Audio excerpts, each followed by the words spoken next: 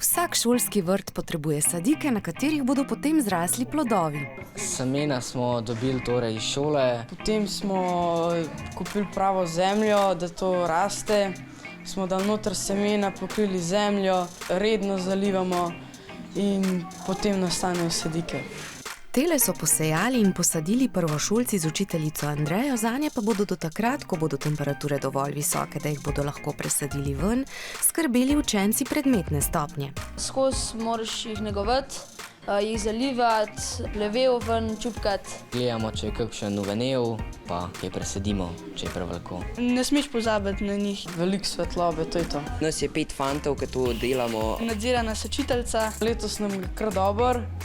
Nekaj nam jih je uvenel, ampak smo jih pol presadili, tako da mogoče bojo zrastali.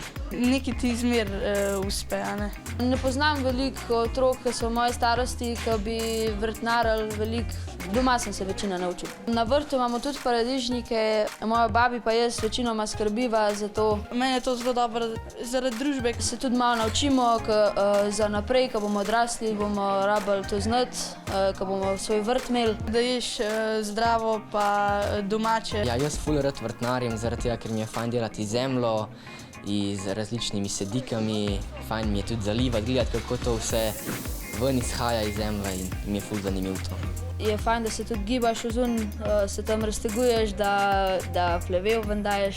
Bolj, če imaš doma svoje paradižnike, ker veš, iz čem, kakšne stvari si jim dajal, da za gojenje, da lažje rastejo. Ful me tako sprošča in mi je to ful fajn delati.